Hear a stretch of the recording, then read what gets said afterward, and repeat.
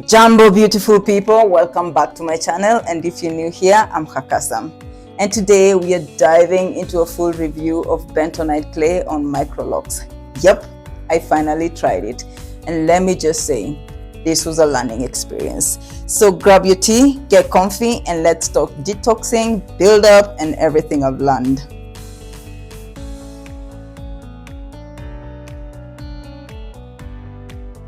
In my recent video, I did a first time lock detox using a mix of bentonite clay, apple cider vinegar, and peppermint essential oil. With my background in natural self-care, I obviously knew the benefits of bentonite clay on skin and natural hair. So I thought, why not try it on my Microlocs? But wait, it didn't go as I planned. No, it did not. Before trying it on myself, I actually did a little test on my baby girl. I know, it sounds mean, but I needed to refresh my memory, and the results were promising at first. Turns out, bentonite clay can actually cause buildup on Microlocs. Crazy, right?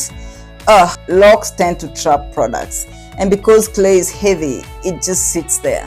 And even after rinsing and rinsing, I still notice some residue still hanging on. So while bentonite is good for some hair types, it's honestly not the best for Microlocs, and especially if you already have buildup like I did. So this is what I've learned from this experience. Number one, use lightweight water-based detox methods instead, like ACV rinses. That's what I'll be trying next, and of course I'll bring you along for that journey. Number two, always follow up with a good shampoo after any clay mask, and even then not all of it might come out.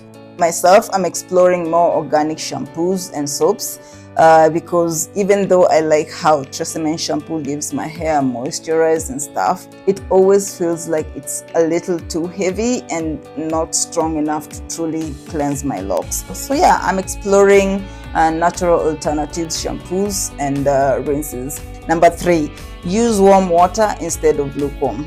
My shower's been stuck on lukewarm, and I'm convinced warm water would have rinsed my locks better.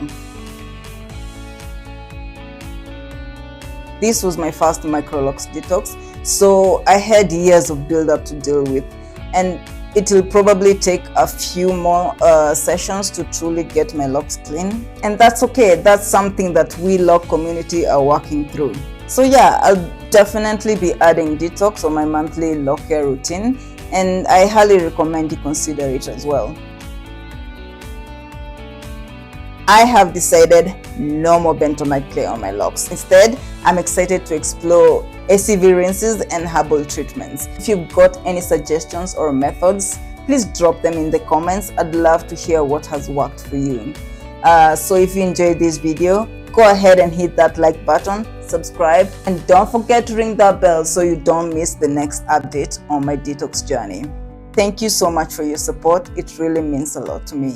Let's learn, grow, and vibe together. See you on the next one.